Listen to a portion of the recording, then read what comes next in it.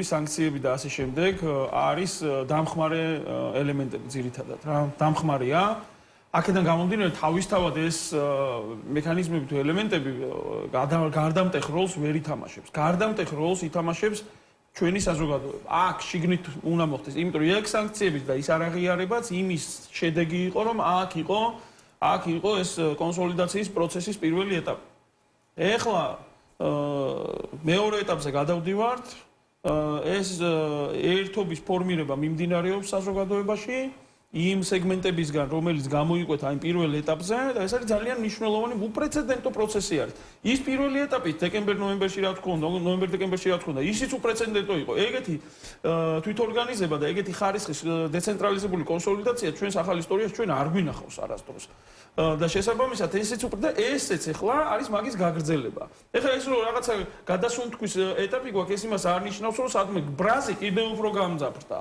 საპროტესტო საზოგადოება და ოპოზიციური საზოგადოება კიდევ უფრო გაიზარდა, კიდევ უფრო დაამკვიდრდა თავიანთი ინსტინქტებში და კუჩაში ესე აღარ ჩანს. ეს არ აქვს მაგას მნიშვნელობა, იმიტომ რომ გამოხატულების ფორმებიც იცვლება, ხო? ეს ახალი ეტაპი მაგას ნიშნავს, იმ გამოხატულების ფორმამ ასე ვთქვათ, ხო? იმ სულისკვეთებამ იმ ეტაპზე ამოწურა თავისი თავი, შედეგები მივიღეთ, ეხლა უკვე ახალი ტიპის კონსოლიდაცია მიმდინარეობს. და ეს აუცილებლად მალე გამოჩნდება. აი ეს არის მთავარი. დანარჩენი ყველაფერი არის დამხმარე. ამიტომ მე დიდად არ ვაკეთებ აქცენტს გარე ფაქტორებზე. აქ ამათთვის მთავარი რისკი არის ქართული საზოგადოება. ამათ აქვთ არ აქვთ უბრალოდ ამათ აქვთ იმედი რომ ჩვენ ვერ მოვახერხებთ კონსოლიდირებას. ჩვენ თუ კონსოლიდირება სიმძიმის ცენტრი თუ შევქმნით საზოგადოებრივი სიმძიმის ცენტრი. ამას აუცილებლად მოუწევს პოლიტიკურ ველს ფეხი აუწყოს. აქამდე რატო ვერ შექმნით? თავისი ტემპი აქვს ამას. ახლა აქამდე რას ნიშნავს? ახლა არჩევნები გქონდა ოქტომბერში რა. ბევრი დრო კი არ არის გასული. ბევრი რამე მოხდა, ბევრი დრო კი არ არის გასული.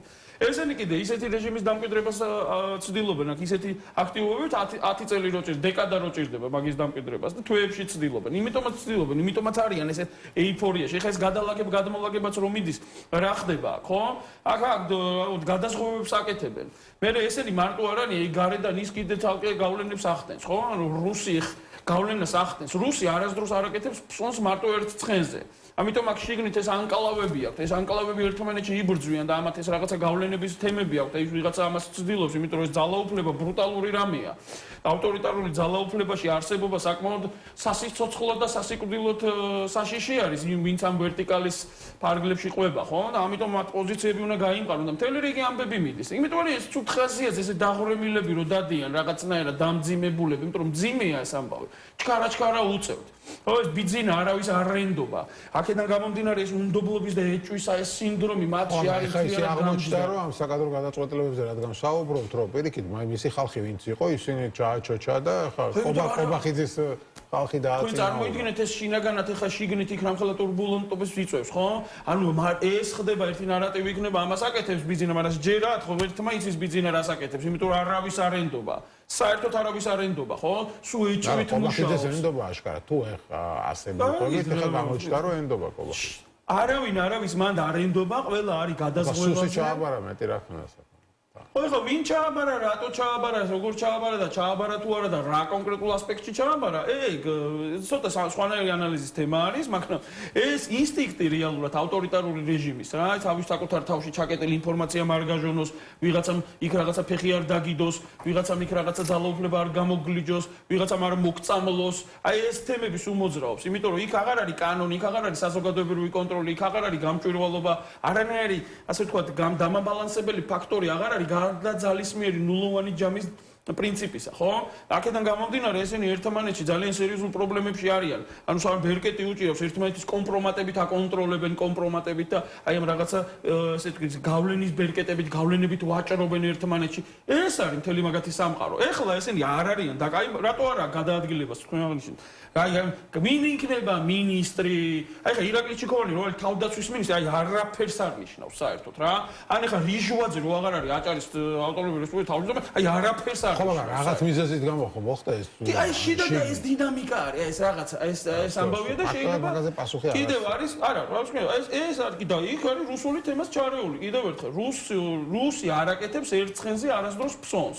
ამიტომ აქ ეს ამათ ათამაშებს ბიზნესაც ეგეთი მართვის სტილი აქვს. რამოდენიმე დაჯგუფება არის, რომელსაც ერთმანეთს აკონტროლებს. მაგას ვამბობ, რომ აღარ არის. ესე იყო აქამდე, რომ თქვა მისი კადრები და კობახიძის კადრები ერთმანეთს აბალანსებდნენ. ეხლა ესე გამოჩნდა, რომ ხო, კობახიძე უფრო მოძლიერდა. ეხლა რაღაც გადალაგება მე ბალანსი თითქოს დაირღვა და ეს არის თავარი კითხვა.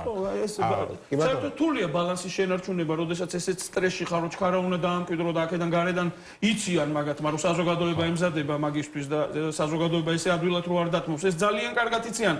რუსები არ იცნობენ ქართულ საზოგადოებას და იქედან წამოსული ინსტრუქტაჟი იმათი პრიზმიდან რო ხედავენ, ეგ არის პრობლემა. რუსები მგონი ვართ იმათაც რაღაც დინამიკაში და ამათმა იციან, რომ ჩვენ ესე ადვილად არ შევეგუებით, ეს საზოგადოება ესე ადვილად არ შეეგუება კობახიძის მმართველობას და ეხა ბიზნეს მმართველობას. შენი აზრის მითხარებ, არა, აი ამ საკადრო ცვლილებებზე